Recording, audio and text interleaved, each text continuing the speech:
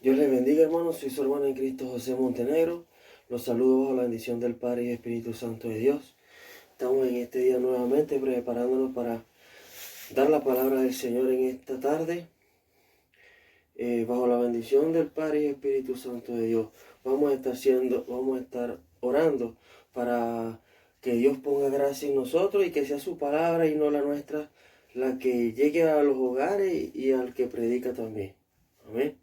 Padre mío, Padre Santo, Señor, en el nombre de Jesús te doy gracias, Señor, por este día, porque ha sido bueno, porque todo ha salido bien, Señor, porque nada nos ha faltado, nada me ha faltado. Doy gracias también por mis hermanos y esta oportunidad que das de poder hablar de tu palabra, Señor.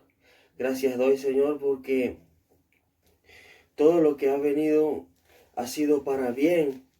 Y así ha sido entendido porque tu palabra dice que cuando amamos tu obra, todas las cosas, entendemos que todas las cosas nos ayudan a bien. Puede ser que no hoy, puede ser que en un futuro, pero tu misericordia es grande e infinita, Señor. Y hoy puedo decir, gracias, Señor, porque soy partícipe de esa gracia.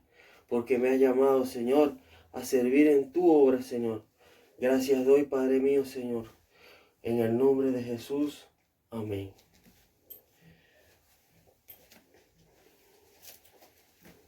Vamos a ponernos, o vamos a ubicarnos en el libro de Segunda de Crónica,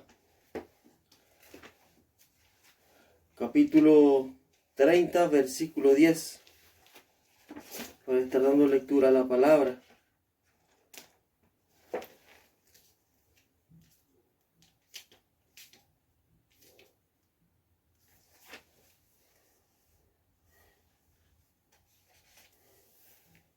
Perdonen, capítulo 29, versículo 10. Ahora pues, yo he determinado hacer pacto con Jehová, el Dios de Israel, para que aparte de nosotros el ardor de su ira. Hijos míos, no os engañéis ahora, porque Jehová os ha escogido a vosotros para que estéis delante de él, y le sirváis y seáis sus ministros, y le queméis incienso. Amén. Padre mío, Padre Santo, Señor, te doy gracias por la palabra leída. En el nombre de Jesús, toma el control y dominio de esta predicación. Amén, amén y amén. Amados hermanos, podemos ver que en Segunda de Crónicas, capítulo 29, empieza la historia de un rey llamado Ezequías. Este rey fue el que le siguió al reinado del rey Acaz, un rey perverso, un rey que tuvo una mujer dada a la idolatría y a los cultos de fornicación, un rey que permitió que su mujer reinara en vez de él, un rey que permitió que la inmundicia llegara a su reino y tomara dominio y control, un control pleno de todo culto.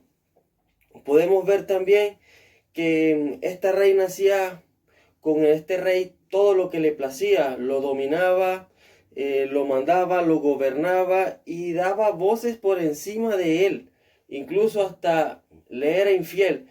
Imagínese usted en cultos para adorar dioses ajenos a Jehová, el Dios de Israel, el Dios de este reino. Entonces, llegó este rey con un propósito bastante bueno a los ojos de Dios y fue de instaurar un avivamiento en Israel.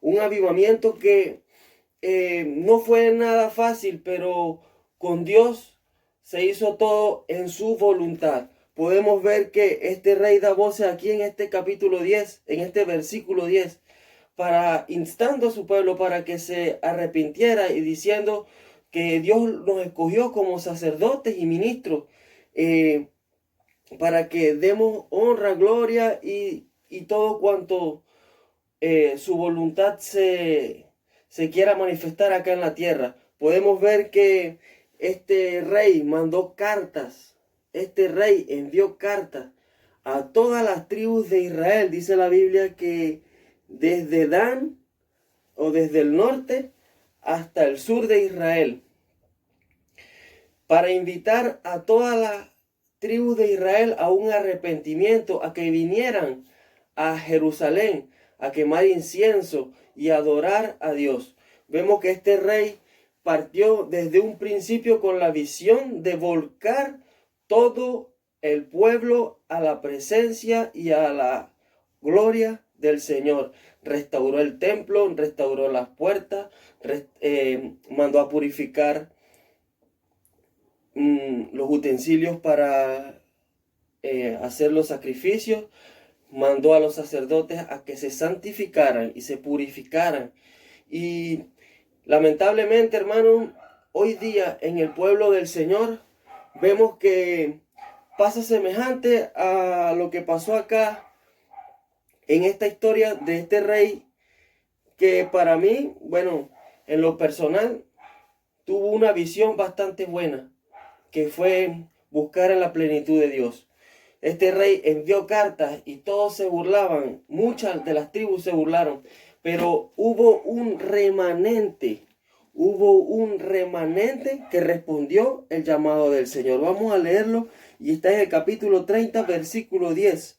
Dice: pasaron pues los correos de ciudad en ciudad por la tierra de Efraín y de Manasés hasta Zabulón, mas se reían y se burlaban de ellos, de los mensajeros. Se burlaban de ellos, mas se reían y se burlaban de ellos. Perdonen. Con todo esto, algunos hombres de Aser, de Manasés y de Zabulón, es decir, de la tribu de Aser, de la tribu de Manasés y de la tribu de Zabulón, se humillaron y vinieron a Jerusalén. En Judá también estuvo la mano de Dios para darles un solo corazón para cumplir el mensaje del rey y de los príncipes conforme a la palabra de Jehová.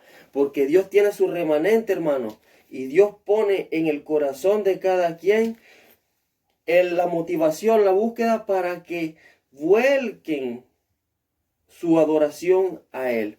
Se reían, se burlaban, hermano. Un pueblo que vio multitud de veces los prodigios de Dios, sus milagros, vio con sus propios ojos cuando Dios lo libró del mal, porque recordemos que el profeta Elías fue quien encaró a Jezabel y encaró a Acaz y mató a 400 profetas de los Baales, los mató a espada, les quitó el cuello, y todo eso lo vio el pueblo de Israel. Todo eso vieron cuando el profeta Elías agarró y puso el holocausto, le echó el agua a la leña y el fuego descendió del cielo y consumió el holocausto. E incluso Dios lamió, dice la Biblia, del agua que estaba en la zanja.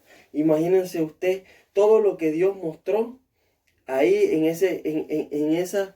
ese solo capítulo que estaba ahí con el rey de Israel, el rey Acaz. Fíjese también, hermano, que después, mira el propósito tan grande que tenía Dios con este rey. No solo le instó a volcar al pueblo al avivamiento, no solo lo motivó, sino que le dio la victoria de una manera como pocas veces le dio a reyes en Israel.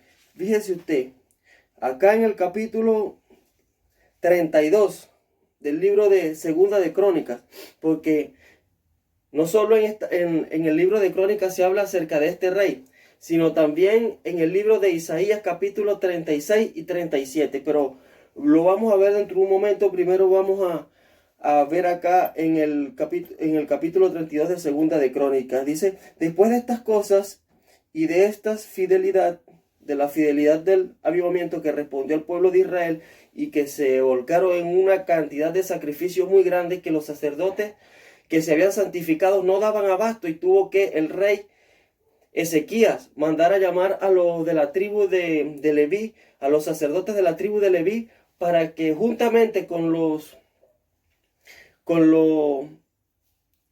sumos sacerdotes del templo hicieran los holocaustos y dirigieran los cultos y los sacrificios que se estaban haciendo aquí, porque el remanente de Dios era no poco, era mucho, era grande. Y como el rey Ezequías había derribado todos los altares y todos los lugares de los dioses paganos, no había donde más adorar a Dios, solo ese lugar, el del santo templo, el templo de Salomón. Dice aquí en el capítulo 32, vamos a leerlo. Después de estas cosas, lo de la destrucción, lo del avivamiento, perdonen, y de esta fidelidad, vino Sennacherib, rey de los asirios, e invadió a Judá y acampó contra las ciudades fortificadas con la intención de conquistarlas. Viendo pues Ezequías la venida de Sennacherib y su intención de combatir a Jerusalén, tuvo consejo con sus príncipes y con sus hombres valientes para cegar las fuentes de agua que estaban fuera de la ciudad, y ellos le apoyaron. Entonces se reunió mucho pueblo y cegaron todas las fuentes y el arroyo que corría a través del territorio, diciendo: porque han de hallar los reyes de Asiria muchas aguas cuando vengan.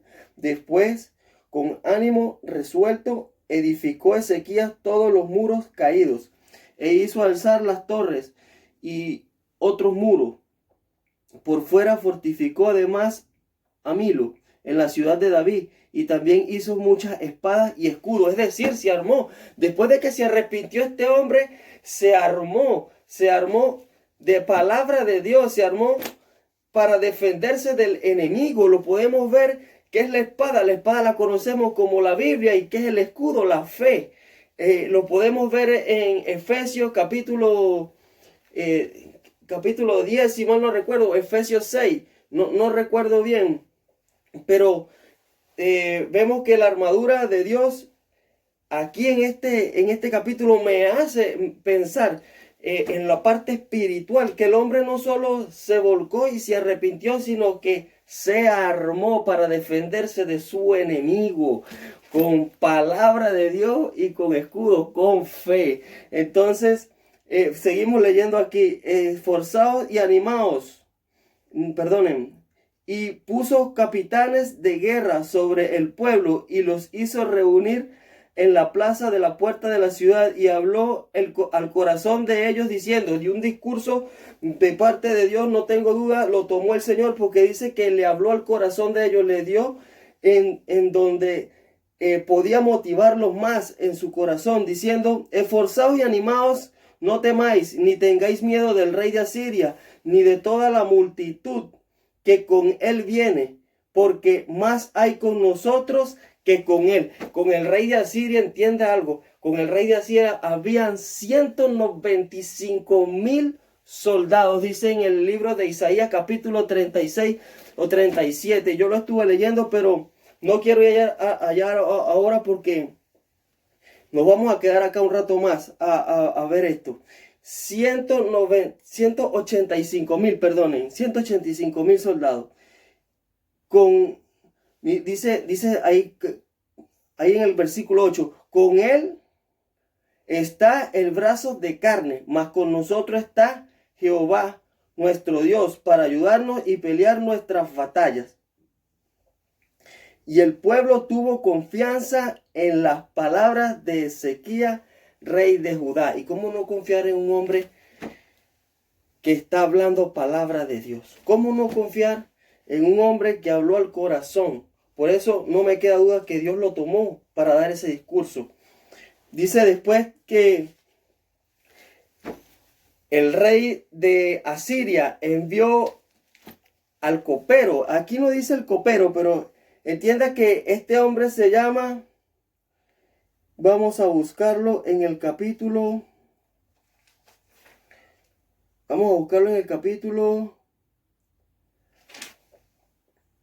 vamos a Isaías. Isaías capítulo 37. Vamos, creo que es hora de entrar en Isaías, porque el profeta Isaías puso en sus memorias cosas que el autor del libro de Segunda de Crónicas no puso. Vamos a leerlo, dice capítulo 36, versículo 1, tiene como título La burla de Asiria. Dice, aconteció en el año 14 del rey Ezequías que Senaquerib, rey de Asiria, subió contra todas las ciudades fortificadas de Judá y las tomó. Y el rey de Asiria envió a Rabsacés. Envió al Rabsacés. Rabsacés no es un nombre propio, es un cargo.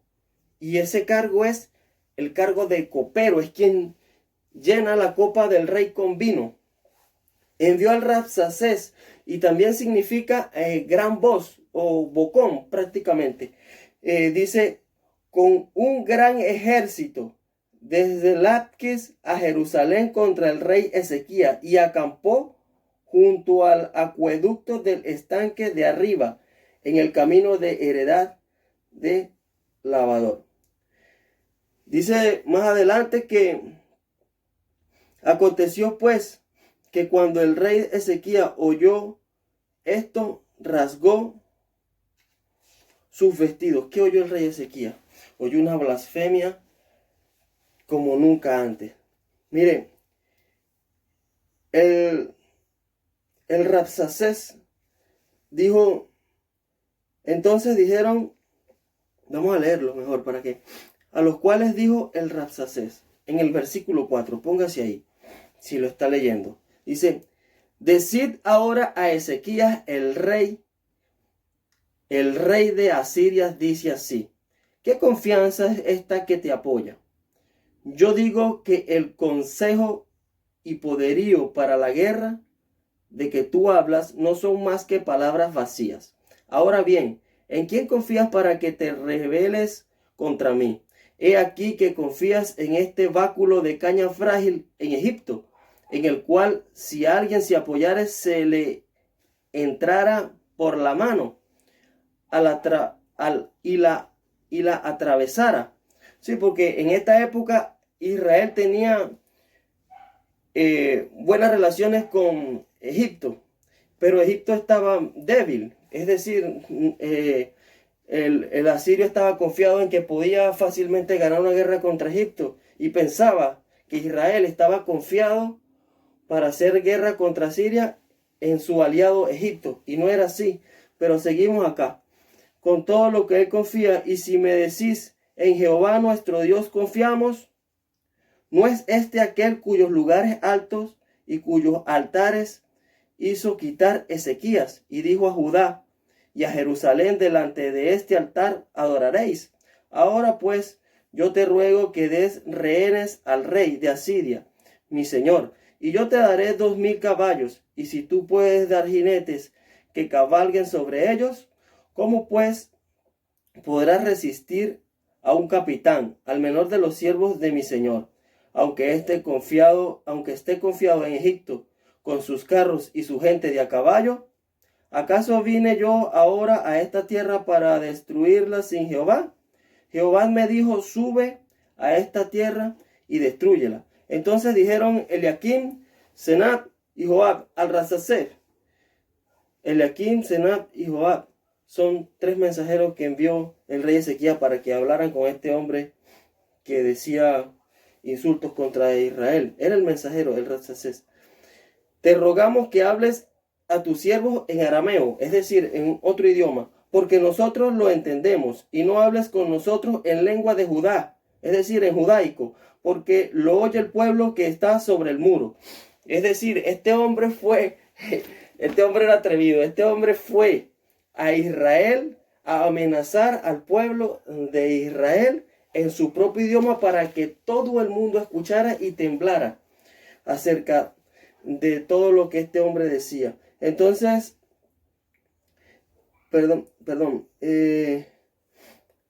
dijo el Rabsacés, ¿acaso me envió mi señor a que dijese estas palabras a ti y a tu señor, y no a los hombres que están sobre el muro, expuestos a comer su estiércol y beber su orina con vosotros? Entonces el Rabsacés se puso en pie y gritó a gran voz en lengua de Judá, diciendo: oíd las palabras del gran rey, el rey de Asiria.